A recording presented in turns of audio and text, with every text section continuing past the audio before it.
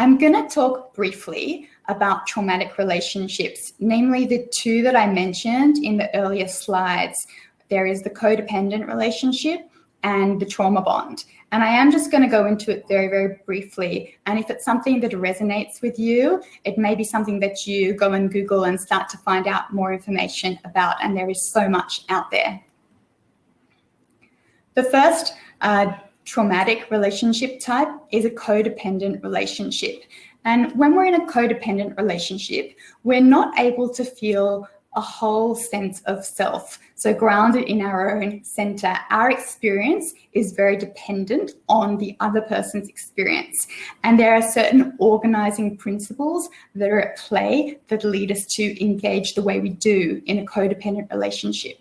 So I'm going to share some of these organizing principles, and this goes beyond the neurophysiology. This is more like a whole multidimensional organizing principle experience. So one organizing principle may be your experience determines my experience. I need you to feel safe and happy for me to feel safe and happy. Or there could be an experience of when I'm feeling danger, I need you to help me feel safe. I'm not able to regulate. I need you. Or there could be a principle, when you have an experience of danger, I feel it with you, and I cannot maintain my own independent experience. And that's the key with a codependent relationship, the inability to maintain one's own independent experience. The next type of relationship I want to delve slightly into is a trauma bond. And a trauma bond often occurs when one or both people have experienced traumatic relationships before. And so they enter from the traumatized self rather than from their present adult, grounded, centered selves. And some of the organizing principles at play may be, you don't meet my needs, but maybe if I change, you'll be able to love me the way I need or want you to. Or it may be, I'm loyal to you even though I feel harmed by you. Or it may be, it's safer for me to stay with you and the harm you cause me rather than leave and be without you, because life without you is terrifying and devastating.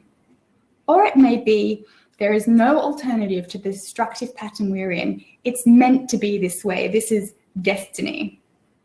And with a trauma bond, there could be one of these organizing principles or all of them at play. A trauma bond can vary in intensity. It's a spectrum, as is all trauma.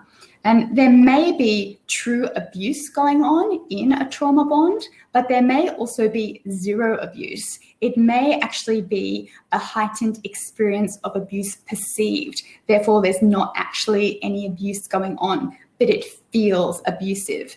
And that's because of one of the partner's past experience of an abusive or traumatic relationship. And so they bring that experience to the present relationship. We often enter a trauma bond because we're unconsciously repeating past harmful attachment dynamics. And this in itself is a whole other workshop. So that's my sharing for you on what's going on in the nervous system and why perhaps we engage in relationships or disengage from relationships